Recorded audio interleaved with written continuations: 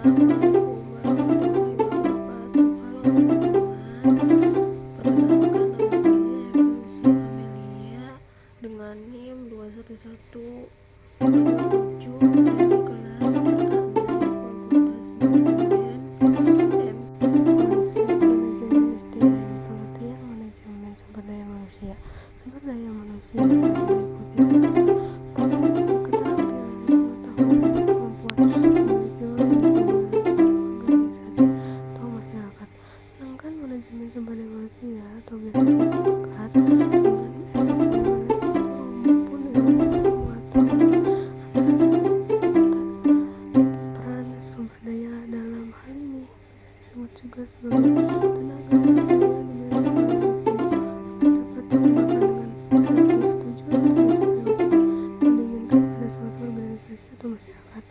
Mengikut beberapa pengertian dari SDM, menurut para ahli Malayu SP Hasibuan, manajemen SDM adalah ilmu dan seni mengatur hubungan dan peran tenaga kerja agar efektif dan efisien membantu terwujudnya tujuan perusahaan, karyawan, dan masyarakat. Bachelor Manajemen SDM adalah kebijakan dan latihan untuk memenuhi kebutuhan karyawan atau aspek-aspek yang terdapat dalam sumber daya manusia seperti posisi manajemen, pengadaan karyawan atau rekrutmen penyaringan, pelatihan, kompensasi, dan penilaian prestasi kerja karyawan.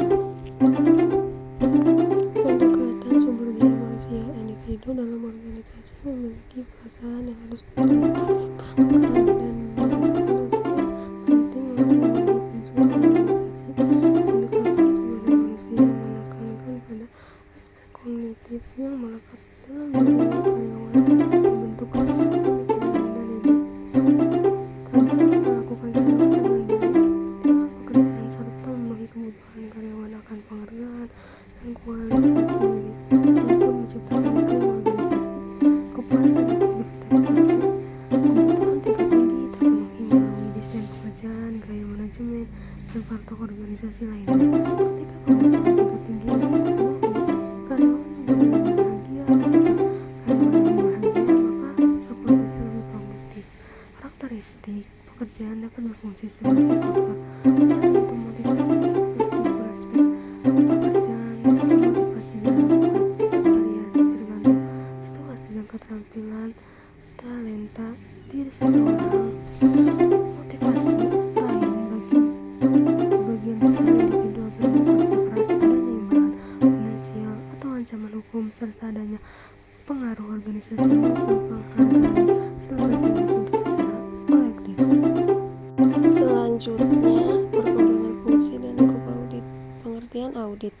Audit adalah aktivitas pengumpulan dan pemeriksaan bukti terkait suatu informasi untuk menentukan dan membuat laporan tentang tingkat kesesuaian antara informasi dengan kriteria yang ditetapkan. Menurut Ernst & Leobeck, pengertian audit adalah kegiatan mengumpulkan dan mengevaluasi diri bukti-bukti mengenai informasi untuk menentukan dan melaporkan tingkat kesesuaian antara informasi dengan kriteria yang telah diterapkan. Proses audit dilakukan oleh orang yang kompeten dan independen.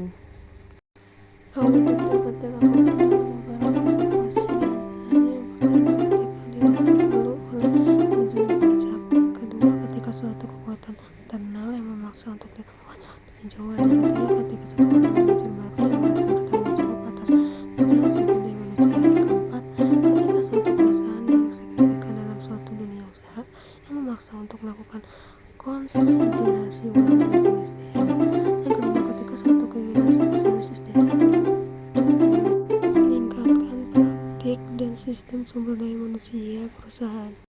Audit terdiri dari beberapa area. Yang pertama, fungsi sumber daya manusia untuk mengukur efektivitas dari fungsi sumber daya manusia yang berada pada organisasi. Yang kedua, keputusan melakukan audit yang mengkaji kebutuhan perusahaan terhadap hukum, kebijakan maupun prosedur terkait dengan fungsi sumber daya manusia. Yang ketiga, audit iklim sumber daya manusia, di mana ini sangat mempengaruhi kondisi karyawan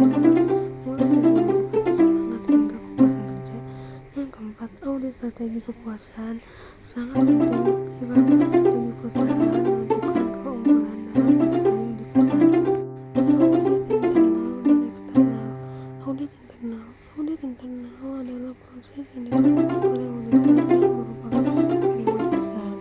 Tujuan dari audit internal adalah untuk memastikan bahwa tugas dan tanggung jawab pengurus dan konglomerasi telah dilakukan dengan baik serta untuk memastikan tidak terjadi manipulasi dalam keuangan perusahaan.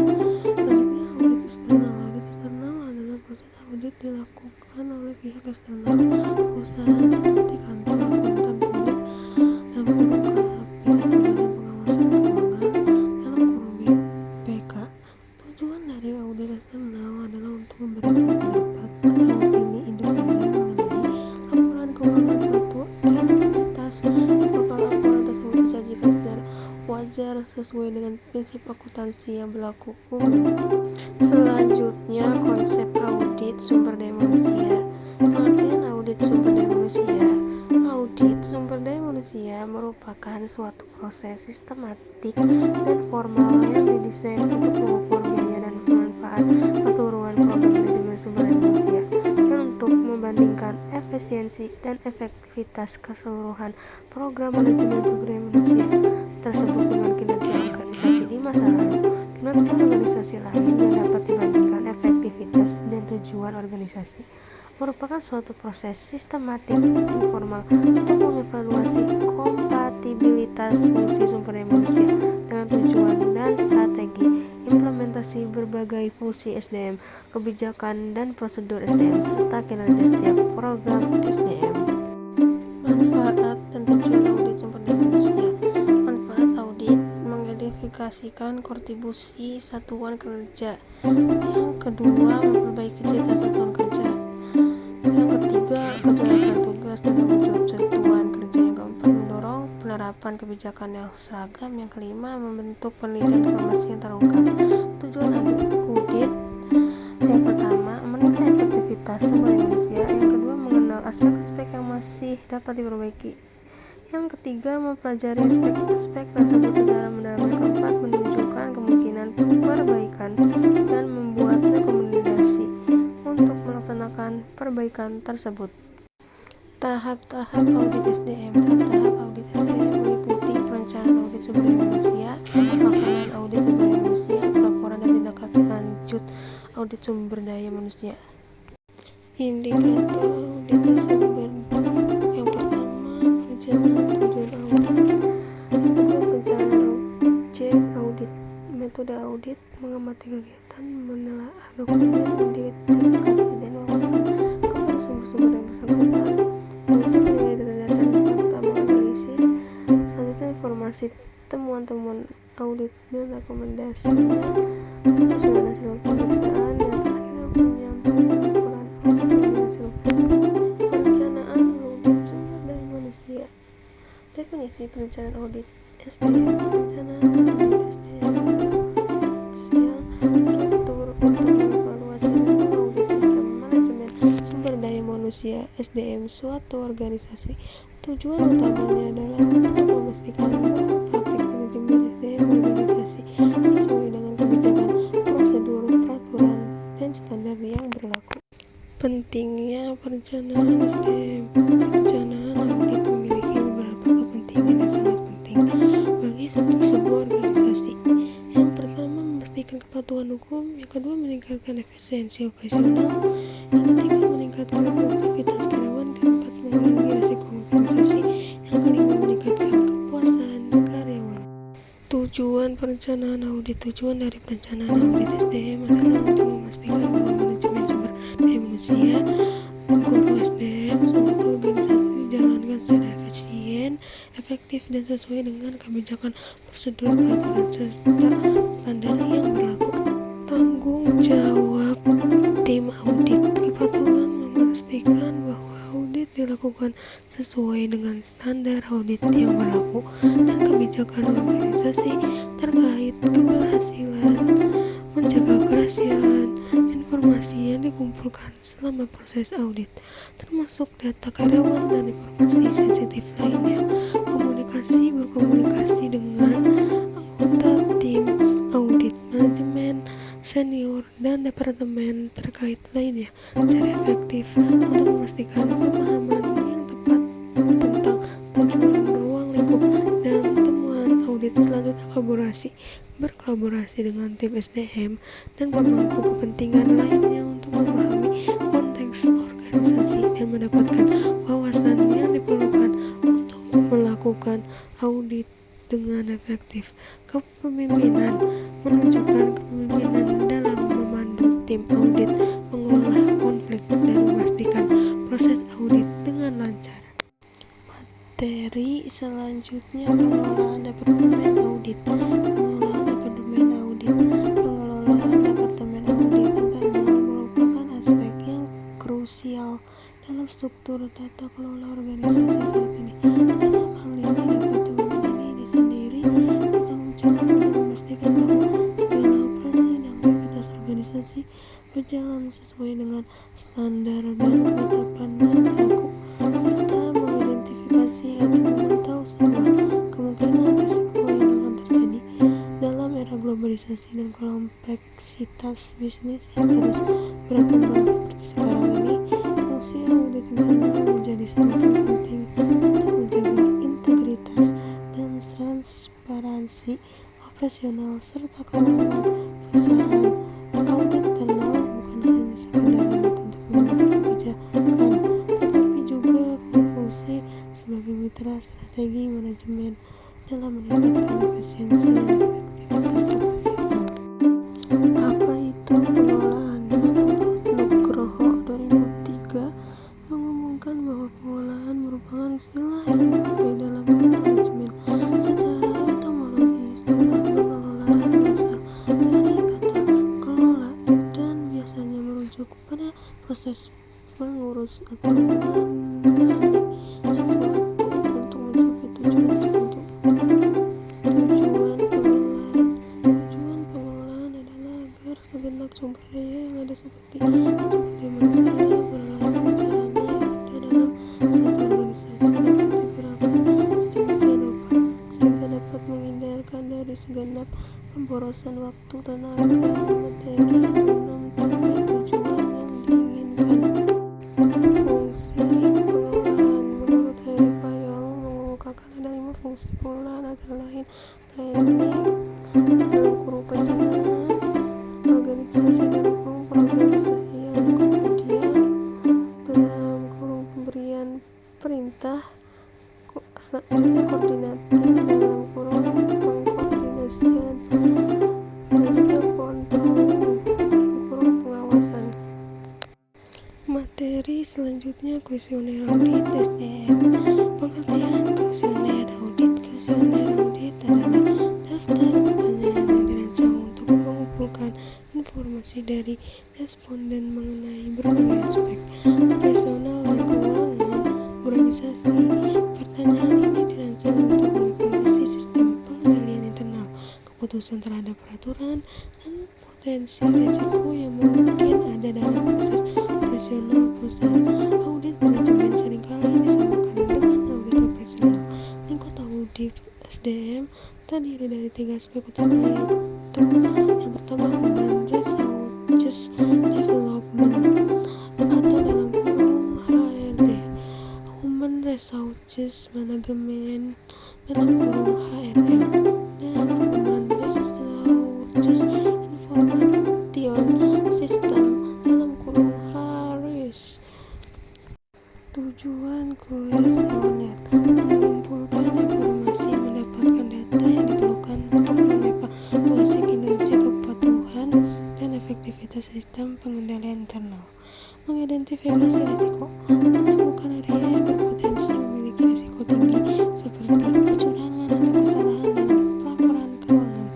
Mengendalikan kegiatan organisasi melalui fungsi pemeriksaan dan penilaian terhadap permasalahan organisasi agar sasaran fungsional dan tujuan organisasi tercapai.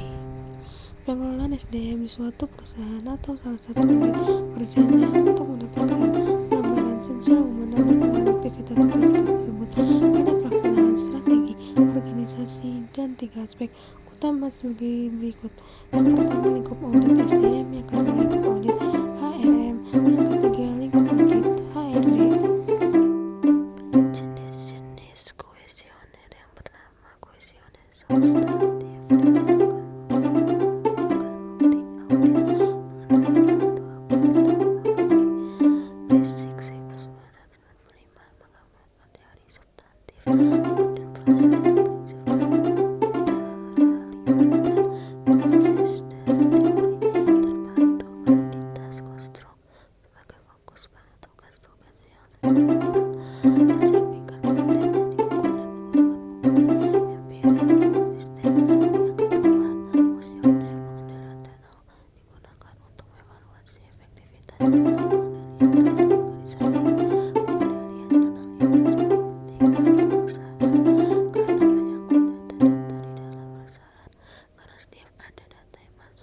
verifikasi.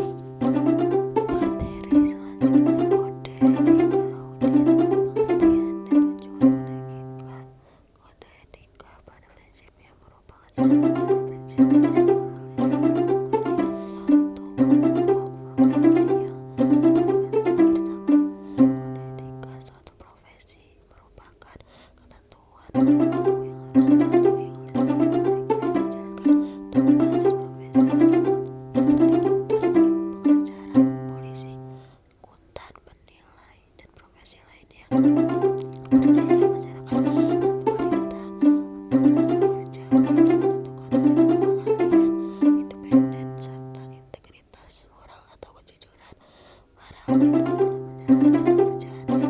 Ketidakpercayaan masyarakat terhadap suatu atau beberapa auditor dapat menghancurkan citra profesi auditor secara keseluruhan. Oleh karena itu, organisasi auditor berkepentingan untuk mempunyai kode etika yang dibuat sebagai prinsip moral atau perilaku yang mengatur hubungan antara auditor dan auditan, antara auditor dan auditor, serta antara auditor dan masyarakat. Ketika etika atau aturan perilaku dibuat untuk dipedomani dalam berperilaku untuk melaksanakan penugasan sehingga menumbuhkan kepercayaan dan memelihara citra organisasi di mata masyarakat.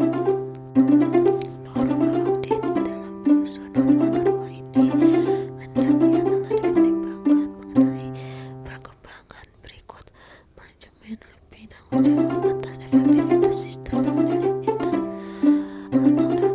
interkontrol dan untuk pekerjaan organisasi perusahaan anggota manajemen semakin dapat menerima internal atau sebagai untuk menyediakan analisis yang objektif, penilaian, rekomendasi, sarana, dan informasi mengenai pengendalian dan prestasi organisasi perusahaan. Eksternal auditor dapat dipergunakan hasil pekerjaan departemen audit untuk melengkapi pekerjaan mereka karena departemen audit telah menyediakan bukti-bukti yang cukup dan independen. Tujuan norma audit. Adapun tujuan dari norma audit serta mengenai internal,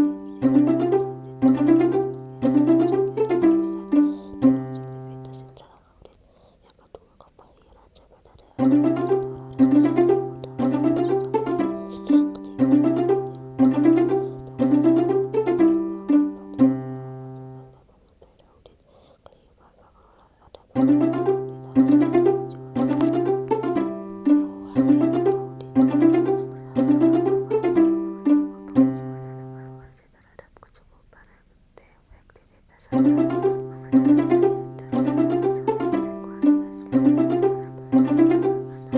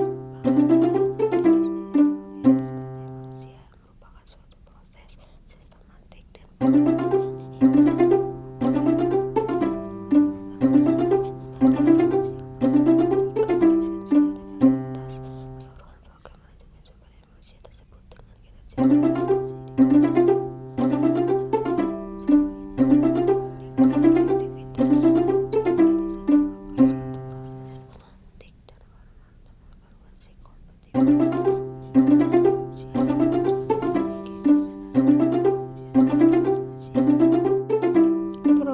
audit SDM. Prospek audit sumber daya manusia dilakukan terhadap fungsi sumber daya manusia yang berkaitan dengan kegiatan-kegiatan sumber daya manusia yang dimulai dari perencanaan sumber daya manusia, perekrutan, penyelesaian, pelatihan, dan evaluasi kinerja sumber daya manusia.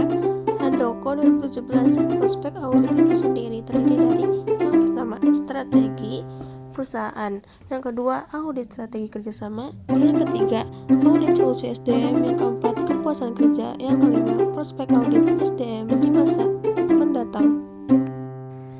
Manfaat audit SDM. Manfaat audit sumber daya manusia yang pertama, mengidentifikasi kontribusi departemen sumber daya manusia bagi organisasi. Yang kedua, meningkatkan citra profesional departemen sumber daya manusia. Yang ketiga, mendorong tanggung jawab dan profesionalisme lebih besar di antara anggota-anggota departemen sumber daya manusia. Yang keempat, menjernihkan tugas-tugas tanggung jawab departemen sumber daya manusia. Yang kelima, merangsang keseragaman bagi kebijakan departemen sumber daya manusia. Yang keenam, menemukan masalah-masalah sumber daya manusia yang kritis. Yang ketujuh, memastikan ketaatannya yang tepat waktu terhadap ketentuan-ketentuan ilegal. Tujuan audit SDM. Tujuan audit sumber daya manusia yang pertama, untuk membantu manajemen sumber daya manusia memberikan kontribusi yang signifikan terhadap tujuan-tujuan organisasi. Yang kedua, untuk menciptakan nilai hingga organisasi bertanggung jawab secara sosial, etikal, dan kompetitif. Yang ketiga, untuk mendapatkan umpan balik atau feedback dari para karyawan dan manajemen operasi dalam hal yang berkaitan dengan efektivitas manajemen sumber daya manusia. Kemudian, untuk memperbaiki fungsi manajemen sumber daya manusia dengan menyediakan sarana untuk membentuk keputusan ketika mengurangi dan mengubah kegiatan-kegiatan sumber daya manusia. Yang kelima, menilai efektivitas sumber daya manusia. Yang keenam, menganalisis aspek-aspek masih dapat diperbaiki. Materi selanjutnya, pengukuran kinerja SDM. Pengertian pengukuran kinerja atau performance measurement adalah suatu metode kegiatan pengajuan berupa pengumpulan data dan informasi tentang maksud FEC yang tujuan program manusia adalah bagian dari bisnis yang memiliki dampak terbesar pada kesuksesan perusahaan. Pengukuran kinerja SDM dapat dilakukan dengan HRD Sorker. Terdapat indikator kinerja. Sistem pengukuran kinerja. Sistem pengukuran kinerja memiliki sasaran implementasi strategi dalam menetapkan sistem pengukuran kinerja. Manajemen puncak memilih serangkaian ukuran-ukuran yang menunjukkan strategi perusahaan. Ukuran-ukuran ini dapat dilihat sebagai faktor kesuksesan kritis saat ini dan masa depan. Jika faktor-faktor tersebut diperbaiki, maka perusahaan telah menerapkan strateginya. Penerapan balance scorecard. 4 langkah penerapan balance scorecard yaitu sebagai berikut: menentukan strategi, menentukan ukuran strategi, menyatukan ukuran yang sudah ditetapkan ke dalam sistem manajemen, menelaah ukuran dan hasil secara rutin. Materi selanjutnya, faktor penentu audit keberhasilan SDM. Latar belakang audit telah menjadi bagian penting dalam dunia bisnis dan organisasi selama berabad-abad. Fungsinya telah berkembang dan berubah seiring waktu, namun tujuan utamanya tetap sama, untuk memberikan jaminan dan keyakinan atas informasi keuangan operasional. Pada awalnya, audit fokus pada pemeriksaan laporan keuangan untuk mendeteksi kecurangan. Seiring waktu, lingkup audit berkembang untuk mencakup penilaian, pengendalian internal, kepatuhan terhadap peraturan, dan efektivitas manajemen risiko. Saat ini, audit modern juga mencakup berbagai layanan penasihatan seperti membantu organisasi dalam meningkatkan proses dan tata kelola mereka.